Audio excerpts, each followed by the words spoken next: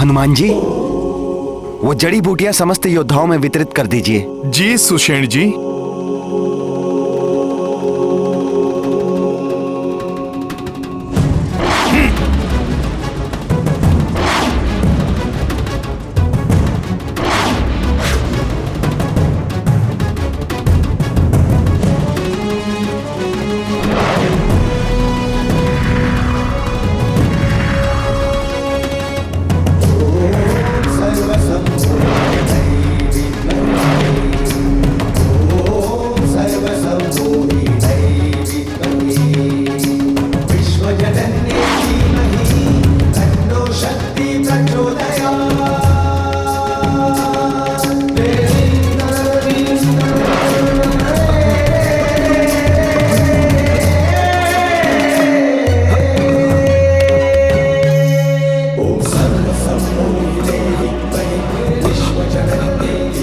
लक्ष्मण, मेरे भाई,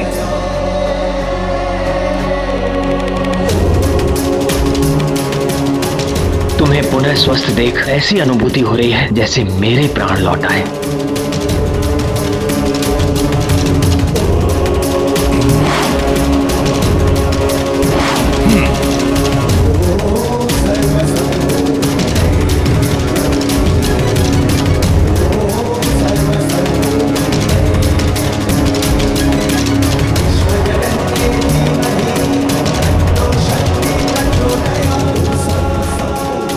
मुझे शुभ संकेत प्राप्त हो रहे हैं। प्रतीत होता है अनुज लक्ष्मण पुनः सकुशल है।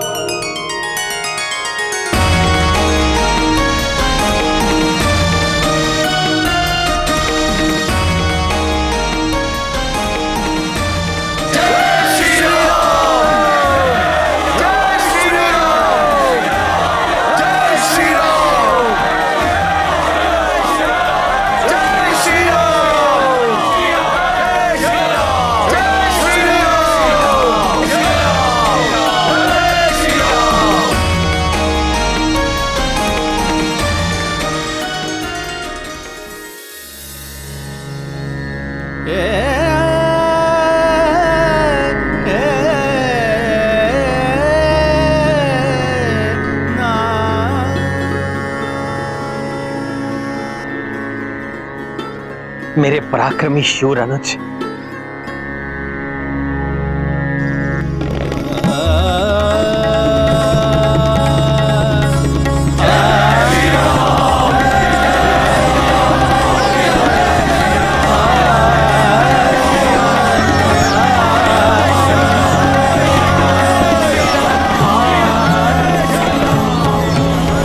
तुम्हें यह जानकर बहुत प्रसन्नता होगी लक्ष्मण कि तुम्हारी भाभी मां जीवित है।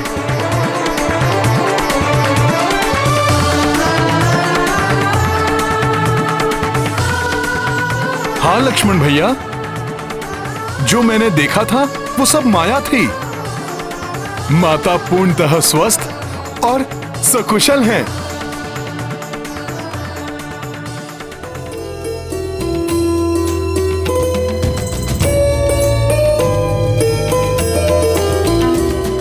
हनुमान, तुमने लक्ष्मण और समस्त सेना के उपचार के लिए जो कठिन कार्य किया है, उसके लिए पुरस्कार स्वरूप मैं तुम्हें पुनः हृदय ही लगा सकता हूं। राम राम राम श्री राम राम राम राम राम श्री राम राम राम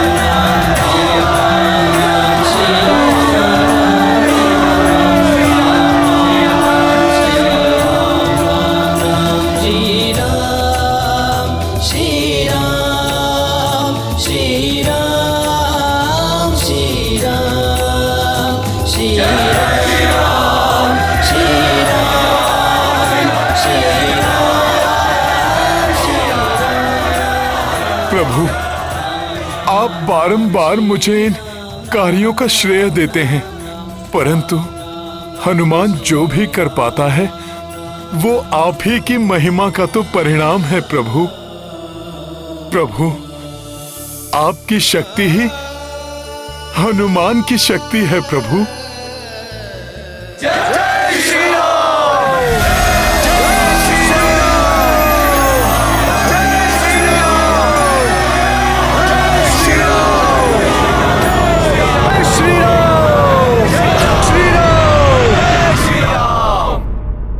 ये स्वप्न है, ये सत्य है?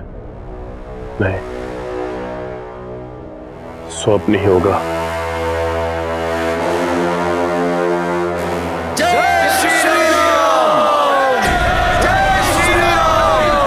जिस सेना की मृत्यु हो चुकी हो वो कैसे किसी की जय जयकार कर सकती है?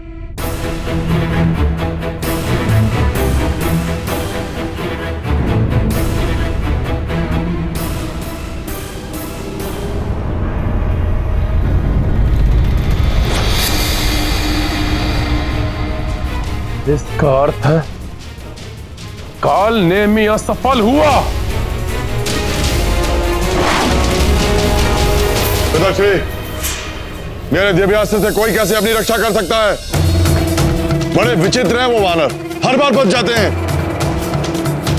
और प्रत्येक बार हमें पराजित होना पड़ा। कहीं ये तो बस मूर्खतापूर्ण प्रश्न पूछना बंद करो मेघनाथ। प्रतीत होता है कि तुम्हारे हृदय में भी भय व्याप्त है कि वो वनवासी नारायण तो नहीं, कोई नारायण नहीं है वो। हमारे घर के भेद ही हमारी पराजय का कारण बनते हैं। वो द्रोही विभीषण जिसने हमारे योद्धाओं के वध का रहस्य बताया, और अब वो द्रोही राजवैद्य सुषेण जो शत्रुओं का उपचार कर रहा है। परंतु पिताश्री, ये सारे वानर हमारे यक्ष योद्धाओं को कंकर पत्थर के भांति अपने मार्ग से हटाए जा रहे हैं और हम उनका कुछ नहीं कर पा रहे। अब हमें हमारी विजय सुनिश्चित करने हैं तो अत्यंत प्रभावी युक्ति अपनानी होगी। इस पर भी मैं विचार कर चुका हूं पुत्र। माता निकुंभला के महायज्ञ से अधिक प्रभावशाली और कुछ नहीं हो सकता। महायज्ञ के पश्चात तुम माता निकुंभला से ऐसी शक्ति प्राप्त कर सकते हो जो माता पार्वती ने कार्तिकेय को दी थी। ऐसी परम शक्ति जो उस वनवासी को ही नहीं, उसकी संपूर्ण सेना को नष्ट कर देगी।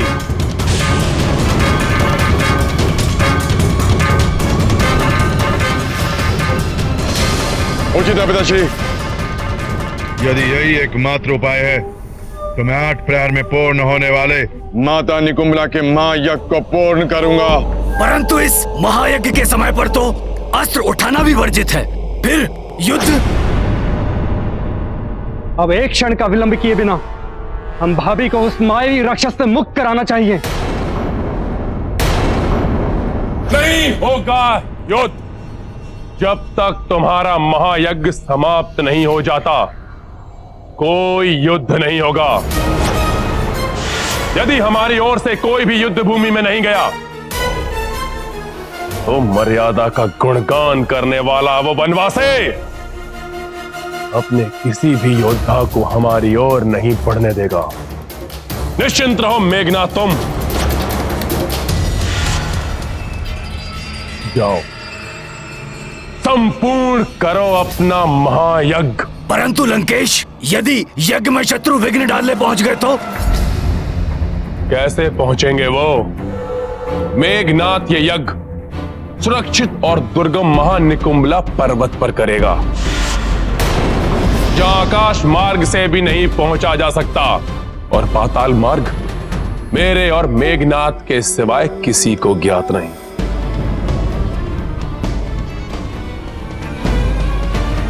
मैं इस महायज्ञ की अतिरिक्त सुरक्षा के लिए अति मायावी महाशक्तिशाली चतुर स्तंभ अस्त्रों को नियुक्त करूंगा। परंतु पिताश्री, उन पर तो संपूर्ण लंका टिकी हुई है और इन्होंने तो लिकुट पर्वत के तल को थामकर लंका को सुरक्षा प्रदान की है। वर्तमान समय में लंका की सुरक्षा तुम्हारे यज्ञ को सुरक्षित करने से ही होगी, जिसके पूर्ण होते ही तुम अजय बनकर उस वनवासी और उसके अनुज सहित संपूर्ण वानरों का संहार करोगे और इस लंका को संकट से उबारोगे मेरे पुत्र। आप निश्चिंत रहिए पिताश्री, मैं अभी जाकर यज्ञ विधि प्रारंभ करता हूं।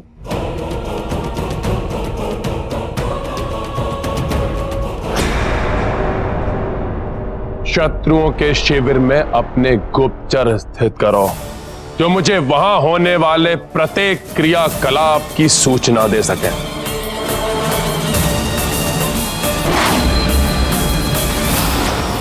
मेरी आशंका के अनुरूप रावण ने कालनेमी को भेजा और अब उसकी मृत्यु के पश्चात रावण किसी और भी बड़ी भयंकर योजना का निर्माण कर रहा होगा। महाराज विभीषण जी, इस समय रावण की योजना से अधिक मुझे रक्षवैद सुषेण जी की चिंता सता रही है, जिनके कारण रावण का प्रयास असफल हुआ। भैया लक्ष्मण और वानर योद्धा पुनः स्वस्थ हुए। यदि ये लंका लौटे तो रावण इनके प्राणों का हनन कर सकता है। तब तो युद्ध के अंत तक उनका हमारी सुरक्षा में ही रहना उचित होगा। आपको शत शत प्रणाम प्रभु।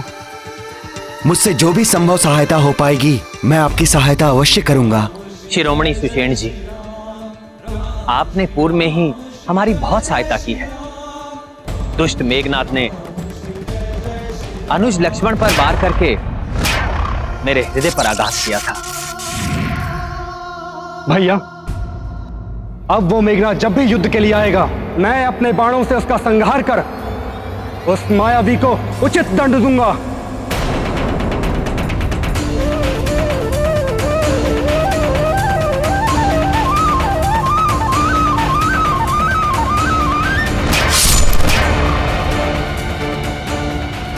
माया के कुचक्र को रचने में मेघनाथ की सहायता करने वाले दुष्ट विद्युत जिह्वा ने माता सीता के मायावी रूप को उत्पन्न कर मुझे भ्रमित करने का दुस्साहस कर मुझसे व्यक्तिगत शत्रुता मोल ली है, जिसके दंड स्वरूप मैं उसका वध करूंगा। मैं उसका वध करूंगा। मैं उसका वध करूंगा।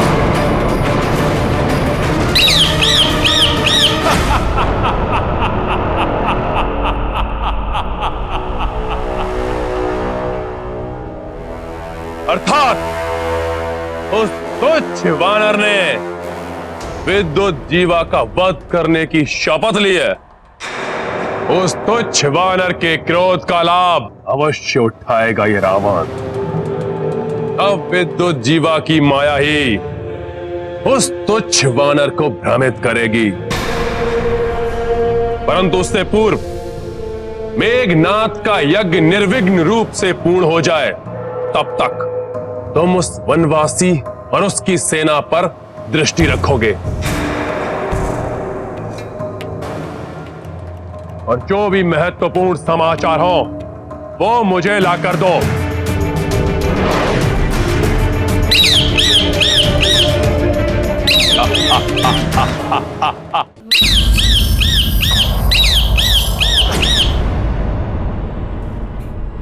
प्रभु, विद्युत जीवा की माया असफल हुई।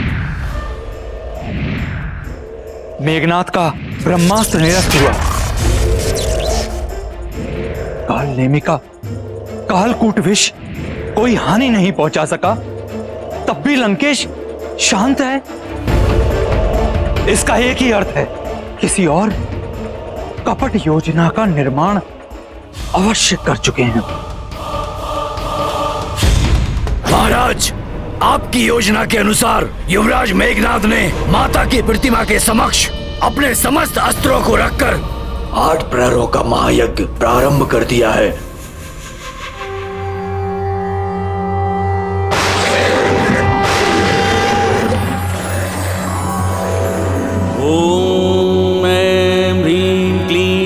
चामुण्डाय विच्चे ॐ ग्लौं हुं क्लीं जूं सः ज्वालाय ज्वालाय ज्वल ज्वल प्रज्वल प्रज्वल ऐं ह्रीं क्लीं चामुण्डाय विच्चे ज्वल हं सं लं छं फट् स्वाहा। महाराज, आपके आदेशानुसार युवराज मेघनाद के यज्ञ की रक्षा हेतु पर्वत के चारों ओर चतुर स्तंभासुरों को स्थापित कर दिया गया है। नील स्तंभासुर उत्तर दिशा की रक्षा करेगा, क्रोध स्तंभासुर पूर्व दिशा की ओर, दंत स्तंभासुर पश्चिम दिशा और महास्तंभासुर दक्षिण दिशा की ओर अपनी दृष्टि रखेगा। परंतु क्या योजना बनाई होगी उसने, और उसकी योजना को निष्फल करने के लिए क्या करें हम? जब तक रावण अपनी योजना उजागर नहीं करता, तब तक हम प्रतीक्षा के सिवा और कुछ नहीं कर सकते। प्रतीक्षा करो, करो प्रतीक्षा उस क्षण की वनवासी, जब 8 प्रहर के महायज्ञ के पश्चात तुम्हारी मृत्यु बनकर आएगा मेरा पुत्र मेघनाद।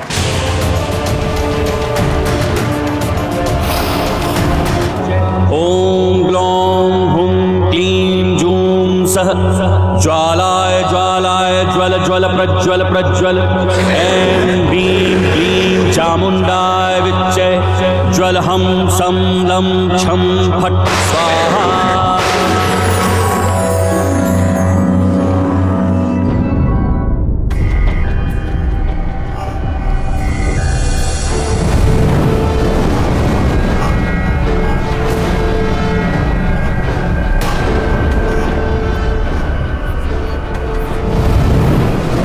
मुझे प्रतीत हो रहा है जैसे कोई हवन अग्नि के समक्ष महाजाप करके अति विनाशक शक्ति को साधने की चेष्टा कर रहा है। फिर तो अवश्य रावण के कहने पर मेघनाद की महायज्ञ कर किसी संहारक शक्ति को प्राप्त करने का प्रयास कर रहा होगा।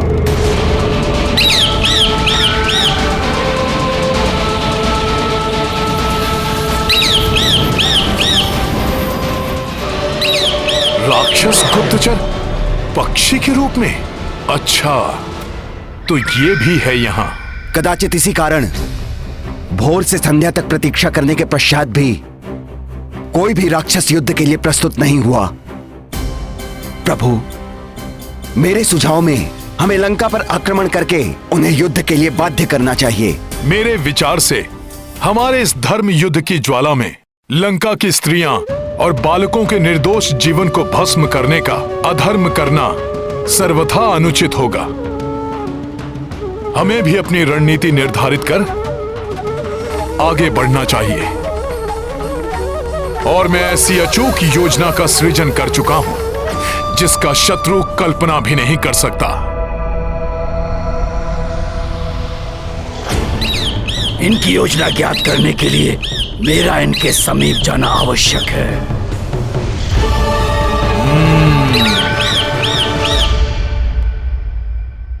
सखा,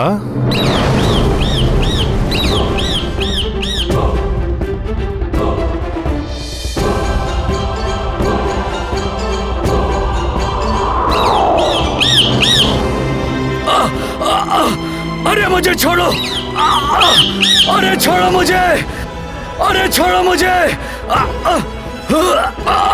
छोड़ दे वानर, छोड़ छोड़ वानर, चल छोड़ छोड़ वानर, छोड़। इस रक्ष गुप्तचर को पकड़ने की मेरी योजना तो सफल हुई। अपने प्राणों की रक्षा चाहते हो तो अपने वास्तविक रूप में प्रकट हो।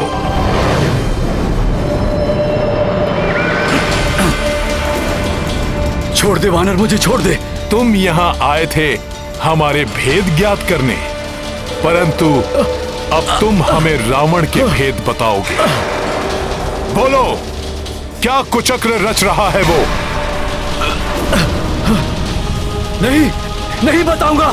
नहीं बताओगे तो फिर ठीक है।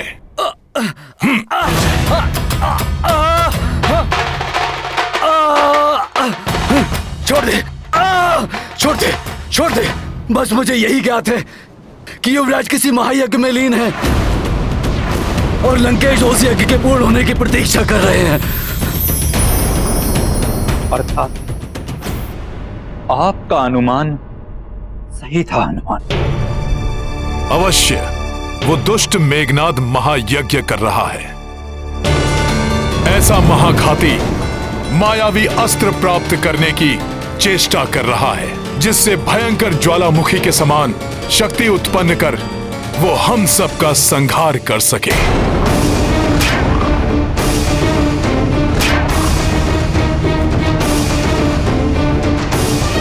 इससे पूर्व कि वो दुष्ट मेघनाद अपने यज्ञ से कोई महाघाती संहारक अस्त्र प्राप्त कर ले, मुझे उसे किसी भी प्रकार से रोकना होगा।